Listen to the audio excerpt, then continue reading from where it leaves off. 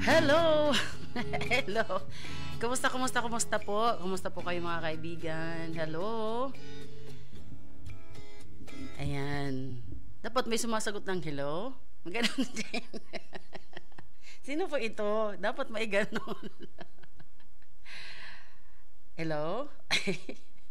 Ay, alat mo na tabi kasi alam mo ang mga nanay baga pag humihingi ang anak mo ng pang-load, kahit wala kang pang-load, kailangan magbigay. Anyway, kumusta po kayo mga katiwala? Welcome po sa atin na namang isang episode ng Home Sweet Home sa ngalan po ng aming station manager, Father Kevin Fonasier, at aming President and CEO, Father Neil Aranas. And ang aking kasama ngayon sa technical side, ang aming main driver, Chief Technician Hil Barcena. Oy, mga asikaso mga daraga dyan. O, dahil maghiro dyan. Nagigreet pa sana ako. Sultiro pa tabi nin sa muyang kaibanan digdi. Tabangin na ako din maging double eh. Napapawot na ako kayo. Sayang kaya ang tax. Sayang ang tax.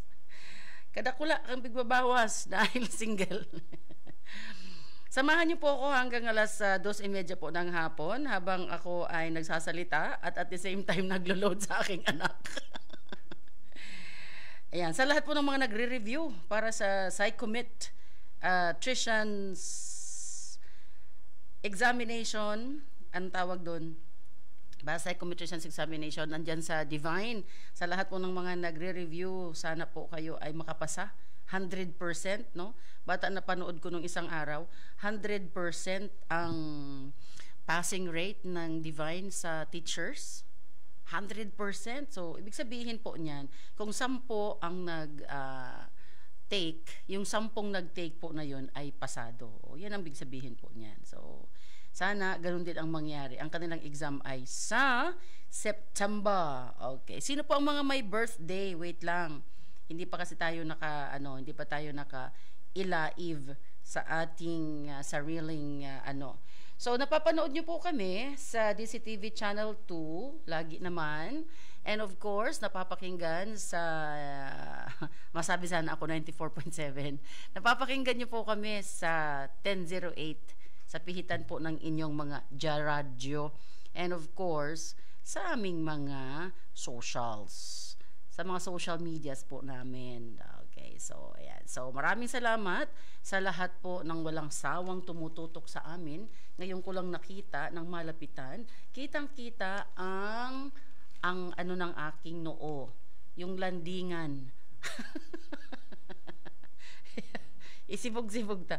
Ay happy listening din pala sa nagre-record ng diocesan theme. Ayan, si Father Iaw nandyan sa kabila. Pinakaray pati ang bangs ko. Pagilingan Mingdo, ang inot talaga niyang pinakaray so bangs ko. Padabaon ako kaayan sobra. Kaya ang inot niyang pinakaray so bangs ko. Bilang-bilang niya kung pira sa wala, pira sa too. Tinago ko muna. Sige, happy birthday sa lahat po ng may birthday. Hanap tayo ng may birthday. Imbis na wala ki problema, magkakaproblema. Birthday, bata, ang iba po, pag birthday, ayaw nilang binabati sila kasi nai-stress daw sila magsabing saan ang handa, yung pagsagot, tapos parang obligado daw sila mangimbita kahit walang handa. Ayan. So, ang importante po, ang pagpapasalamat dahil tayo ay binigyan ng Diyos ng buhay at binigyan tayo ng regalo na ma-enjoy ang mga simpleng kaligayahan sa buhay natin. Simpleng kaligayahan tulad ng aratilis. Uy tabi, ang aratilis, 12 pidasong aratilis tabi everyday, dakulaon ang ginagawa sa katawan ninyo. Everyday. Aratilis, yung bunga. Ang dahon, pwede mo ding lagaon, gawin mong tea. Ayan, aratilis tabi, pang combat sa sugar, sa mga diabetic, sa high blood, may magnesium, may potassium, kaya talagang mga small but terrible.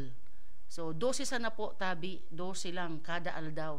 Yaong ka man sana, kaya nang hinayang ako duwan sa 2 puno, may 2 puno akong pigkukuan dyan, na tigbuldos. Ay, go sa likod? At dyan, mati na. Halangkawon, day naabot, masakat. Digdi baga, kaya mo siyang abuton. Kaya lang natatakot ako. Pag nga ano dyan, sasabihin ako kang mga ano na, duman nga madam sa inot, suman mo sa may inutan, kaya madang baon ito, kaya lang dakulo nun kitambak na auto, natatakot ako baka may mabkal. Baka may dakulaon na halas, may anaconda, bigla ka na nagkakaong ka ki aratilis. Ligtas ka nga sa diabetes, pero gadan ka man sa halas. Pero totoo talaga mga tugang, low carb pati siya. Kasi ako hindi po ako nahihiya, naglo-low carb na ako talaga ngayon, Kuya Hill. Ano po yung low carb? Alisin mo lang talaga yung rice at saka anything na carb. Alimbawa yung mga bread, mga root crops, basta simpleng katanungan lang. Yan ba ay ulam? Pag ang sagot ay oo, yan pwede mong kainin. Yan ba ay gulay? Pag ang sagot ay oo, pwede mong kainin. Yun lang. The rest, wala. Maniwala po kayo. Ano pa lang ako straight, mga 1 week. Pero may mga napansin na akong pagbabago. Yung mga kulog-kulog. Nagkawara tabi mga kulog-kulog kan mga buhay wala man tayong insurance. Kaya ang kailangan na lang natin ay tamang lifestyle. Diba? Sige, 6 weeks daw. Wala mo nang fasting. Wala mo nang fasting. Remove the rice lang and remove all carbs and sweets. Bawal po yung mga sweets. I-remove mo lang yan. I-rehabilitate ang katawan. Alam nyo kung bakit? May nakita ako. As in, talagang very powerful. 5 ang kanyang maintenance. Nung 40 siya hanggang nag-50. Tapos, sineryoso nilang mag-asawa. Ngayon po, 62, 65. Kain lahat. Pwera rice, pwera sweets. Ay, masiramon magkakanki. Lechon. Unlimited pati. Ayan. So, ngayon, ang pag-uusapan natin, ito nga ang aking ngayon pinagkakaabalahan. Itong aking ngayon nakakahiligan. Na-a-addict na po ako ngayon. Sorry na po, late bloomer ako. Matagal ko na po itong naririnig, matagal ko na rin siyang tinatry, pero talagang hindi ko siya kumbaga hindi ko talaga siya tuloy-tuloy. Kasi ang sikreto pala is kailangan mo munang aralin. Kailangan mong mag-research, kailangan mong magbasa, kailangan mong magsangguni sa mga eksperto, kailangan mo magtanong-tanong, yung ganon, okay? So, ano ito na sinasabi ko sa inyo? Ito nga po yung aking low carb journey. Yung low carb journey ko. Baka sabihin naman ni Sir Abet, bayain na, permi ka sa ng day 1. Totoo po, lagi akong day 1. And ngayon ko lang naiintindihan kung bakit hindi pwede yung yo-yo na sinasabi. Ano ang yo-yo diet? Yo-yo. Ibig sabihin ngayon, magda-diet ka, bukas hindi na. Tapos, ulit naman, the following diet, ayan. So, hindi maganda. Kasi, meron pala po siyang epekto sa katawan natin. Number 1, hindi po pare-pareho ang katawan ng tao, no? At siyan po sinasabi ng mga dalubhasa. Hindi pare-pareho ang pangangailangan ng katawan ng tao, kaya importante po na tayo ay nagtatanong sa doktor. Tayo ay nagtatanong sa ating mga kung meron tayong mga comorbidities, meron tayong mga hindi ako doktor ha, hindi rin ako dietitian, hindi ako nutritionist. Ako ay isang enthusiast lang. Kumbaga mahilig, apprentice. Nahihilig din po ako sa mga ganito. Kasi bigla ko pong naisip, sa hirap ng buhay ngayon, ang hirap magkasakit, 'di ba? Ang hirap magkasakit.